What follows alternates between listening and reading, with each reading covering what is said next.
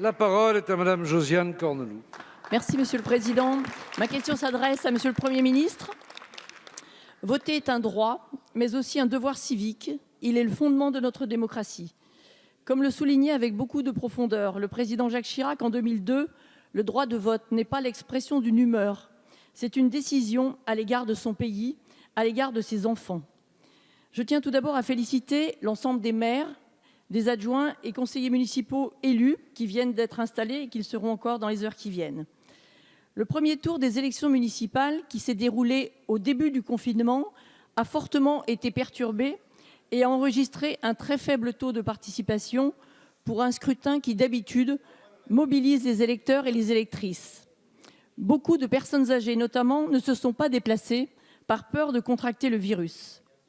Il est aujourd'hui urgent d'offrir à chaque citoyen la possibilité d'exprimer son choix par correspondance, en complément du vote physique, qu'il n'est évidemment pas question de remettre en cause et qui doit rester le moyen principal de voter.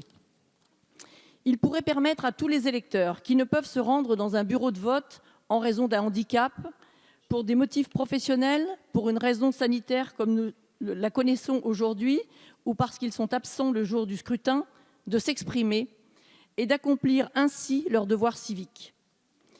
Alors que le vote par correspondance a déjà fait ses preuves chez nos voisins allemands ou suisses, qu'il est déjà autorisé pour les Français établis hors de France, allez-vous, Monsieur le Premier ministre, prendre les décisions qui s'imposent pour l'autoriser lors des élections municipales du 28 juin prochain, afin d'avoir la participation la plus large possible? Je vous remercie. Merci, Madame la députée. La parole est à Monsieur Christophe Castaner, ministre de l'Intérieur. Merci, Monsieur le Président, Mesdames, Messieurs les députés. Madame la députée, vous avez raison, un rendez-vous important le 28 juin pour près de 16 millions de nos concitoyens que nous devons accompagner au mieux. La décision du Premier ministre, après consultation du Conseil scientifique, après consultation de l'ensemble des associations d'élus et l'ensemble des partis politiques, doit maintenant être mise en œuvre, avec plusieurs temps.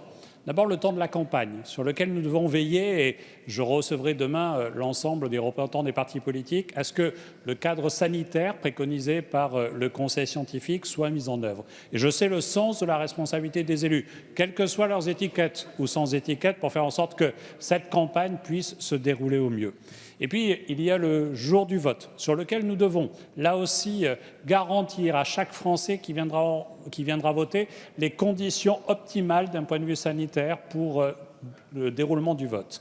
Je pense par exemple au masque, sur lequel l'État s'engagera aux côtés des communes pour que chacun puisse en bénéficier, mais aussi à tout le processus de protection des assesseurs, des membres du bureau de vote, mais aussi au moment du dépouillement, autant de moments absolument essentiels. Et puis, il nous faut faciliter toutes les conditions qui permettront, dans un cadre légal ou dans un cadre réglementaire, qui peut évoluer d'ici le jour de l'élection, qui permettra de faire en sorte qu'un maximum de Français puissent voter.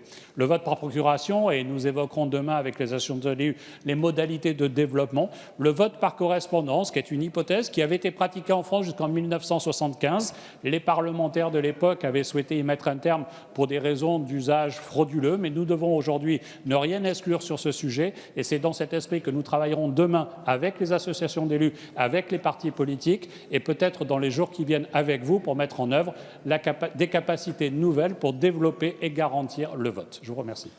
Merci, Monsieur le Ministre.